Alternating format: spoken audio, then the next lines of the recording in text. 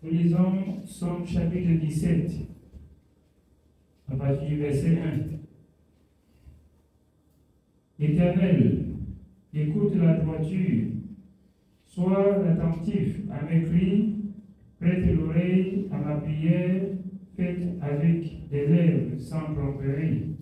Dieu exauce la prière faite avec des lèvres sans tromperie. Ça dit, en quelque sorte, quand on est dans le péché et la bouche qui pêche et l'âme qui pêche, il appelle Dieu pour demander justice. C'est pas faisable. C'est pas possible. Écoute la prière qui sort des lèvres sans reproche. Sans reproche. Oui. Que ma justice paraisse devant ta face, que tes yeux contemplent mon intégrité. Que tes yeux contemplent mon intégrité. Intègre dans ce que Dieu a dit. Juste dans tes recommandations. Toi, Dieu, tu vois. Il est hors de question qu'on reste dans les pourritures, on soutient le mal. On appelle Dieu de venir agir. La même bouche qui ment, la même bouche qui soutient le mal, dont le Seigneur dit ne prenez point part aux œuvres infructueuses et ténèbres. On a besoin que Dieu exauce de cette bouche la prière. C'est pas possible. C'est pas possible. C'est pas possible. Dieu est Dieu. Dieu est Dieu. Et qu'il nous accorde la grâce de ne pas, bien aimé, attrister le Saint-Esprit, comme l'apôtre Paul dit, par lequel nous avons été scellés. Parce que le jour que vous avez reçu le Saint-Esprit, vous avez fait une belle confession. Même si vous étiez ignorant de quelques points où vous n'avez pas su, Dieu, étant compatissant, tient compte que tous les jours, quand il vous enseigne, vous vous sanctifiez, il vous accorde la portion d'esprit. Mais quand le mal est dans le cœur et remplit l'âme, c'est là où vous ne pouvez même pas espérer à ce Saint-Esprit. Beaucoup, je vais vous dire, avoir le Saint-Esprit, et c'est travailler sa vie. Beaucoup vont penser qu'ils ont déjà trop travaillé leur vie. C'est parce que vous avez dit de tous vos cœurs et Dieu a vu et il a usé de pitié. Il y a certains qui sont venus au milieu de nous demander le Saint-Esprit avec le Père des années jusqu'à ce qu'ils ont abandonné. Parce que Dieu avait vu leur cœur. Parce que Dieu avait vu leur cœur. Une fois de plus pour dire, si tu veux servir Dieu, le Dieu de la justice, le Dieu de la vérité, sois vrai dans toutes tes voies. Sois juste dans toute ta conduite. Il faut avoir ce cœur craintif. Il faut avoir ce cœur qui ne réserve pas le mal. Parce que le cœur de plusieurs est un magasin de mal. Il a dit, il a confessé. Mais il a dans le cœur un magasin qui stocke le mal. Qui stocke le mal. Et c'est pour cette raison que le Seigneur parle du dépouillement. Quand tu te dépouilles, quand tu fouilles au fond de ta vie, tu tournes et tu verses la poubelle là. C'est possible. Mais quand la poubelle là n'est pas versée, ça va rester difficile. Et si cette poubelle vient à être versée et que Dieu vous pardonne et qu'il vous accorde le don du Saint-Esprit, ce n'est pas pourtant dire que vous êtes arrivé. Vous êtes au début du travail. Et Dieu dit qu'aucun mensonge, qu'aucune mauvaise parole dans Éphésiens et qu'aucune mauvaise pensée, qu'aucune mauvaise action ne trotte plus dans votre vie. Gardez comme ça un état d'être saint. Amen. Oui, bien aimé. Nous continuons au verset 3. Si tu sondes mon cœur, si tu le visites la nuit, si tu m'éprouves, tu ne trouveras rien. Ma pensée n'est pas autre que ce qui sort de ma bouche. Alors, l'homme de Dieu dit, Dieu, si tu tournes mon cœur, tu fouilles ce qui sort de ma bouche, alors c'est ce qui vient du fond de mon cœur. C'est ce qui vient du fond de mon cœur. Or, l'autre dit que, le Seigneur dit que aimons-nous. Quand tu te positionnes mal, il peut tirer la corde et tu tombes. Pour se moquer de toi. Pour dire, mais voilà celui qui dit qu'il faut aimer. Voilà celui que j'aime et je veux qu'il tombe. C'est encore l'hypocrisie des pharisiens. Le Seigneur nous a fait comprendre que nous devions autant prier les uns pour les autres, sans avoir autre pensée. Comme Manoché, qui rechercha le bien d'Israël et qui faisait comment? Il rechercha le bien de tout le peuple. Il rechercha le bien de tout le peuple. Ça veut dire, si ton cœur adhère déjà que je veux le bien de tel, je veux le bien de tel, sans exception, même le plus méchant à l'église désire son bien. Et tu vas voir que ta pensée devient la pensée de Dieu. Parce que Dieu, la pensée de Dieu, c'est de pardonner les péchés. C'est de ramener les pécheurs à la repentance. Vous passez le temps à l'église, à regarder, à crier, à voir les plus meilleurs amis et les moyens bons. Les plus meilleurs et les moyens bons. Je préfère encore même côtoyer celui qui est méchant parce que sa méchanceté va m'enseigner,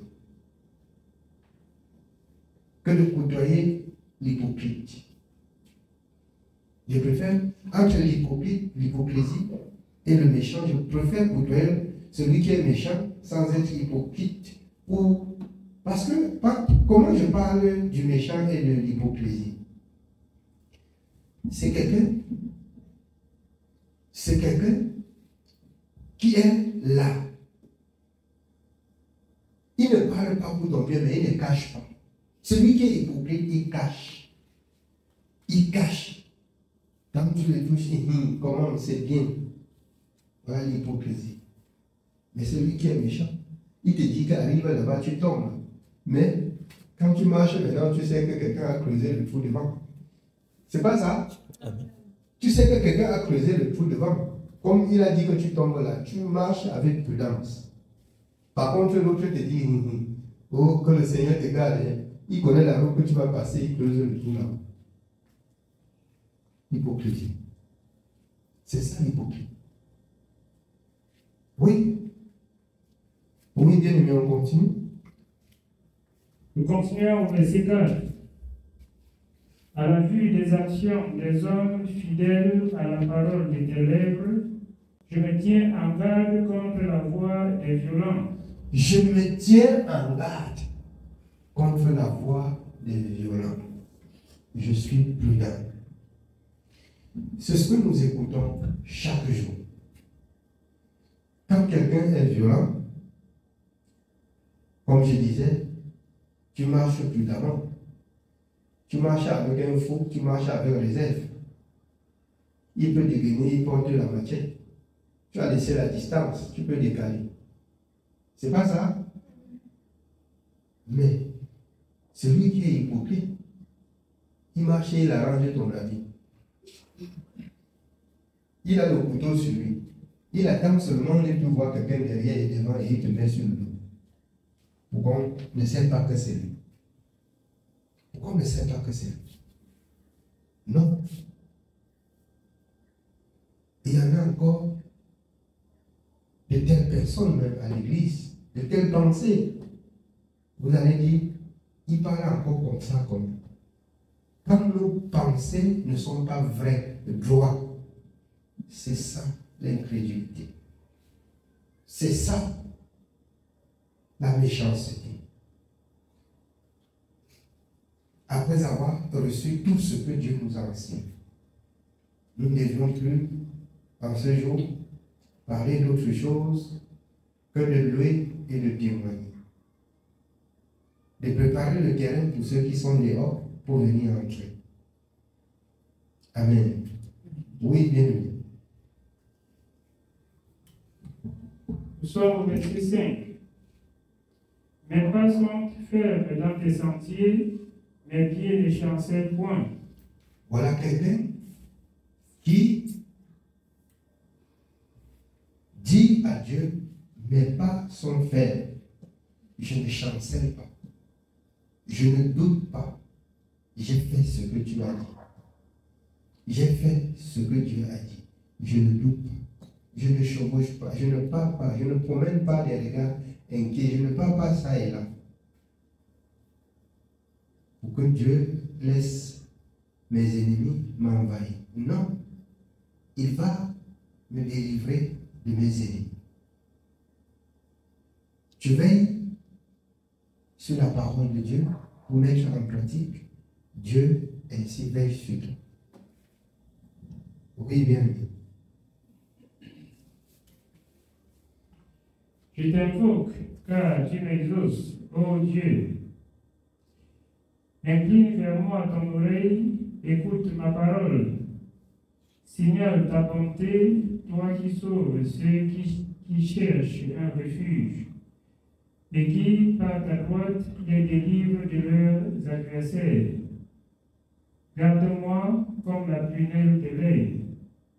Protège-moi à l'ombre de tes ailes contre les méchants qui me persécutent, contre mes ennemis acharnés qui m'enveloppent. Ils ferment leurs entrailles, ils ont à la bouche des paroles hautaines. Ils sont sur nos pas, déjà ils nous entourent. Ils nous épient pour nous terrasser.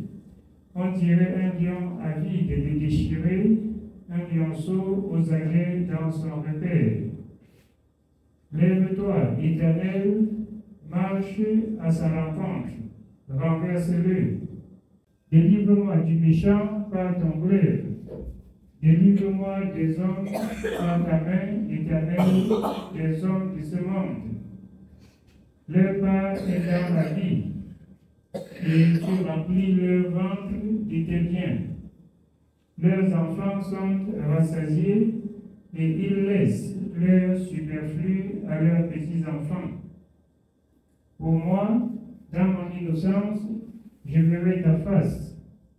Dès le réveil, je me rassasierai de ton image. Amen. Amen. Alors, celui qui craint l'Éternel, dès son réveil, sa pensée ne doit être qu'il fait la volonté de son Dieu. Je vois Dieu devant nous, comme David qui voyait constamment le Seigneur à sa droite. Alors, en faisant quelque chose, il a peur, de peur qu'il ne se heurte et que son Dieu se sépare de lui. Je me dis aussi, ou je me pose encore la question, comment les gens font pour aussi autant aimer le péché? On a mis Dieu où? C'est vrai, dans les précipitations, et nous vous enseignons des choses qui sont agréables à l'âme. Celui qui parle, alors avec précipitation, sans réfléchir, commet un acte de folie. Spontanément, vous pouvez vous retrouver en train de dire des choses et les répéter. Mais quelqu'un qui s'assoit et qui réfléchit bien et qui pêche bien contre Dieu, là, c'est un problème. Je me demande souvent si ça veut dire qu'on a vendu celui-là. On l'avait vendu au péché, comme le Seigneur dit, ou c'est comment?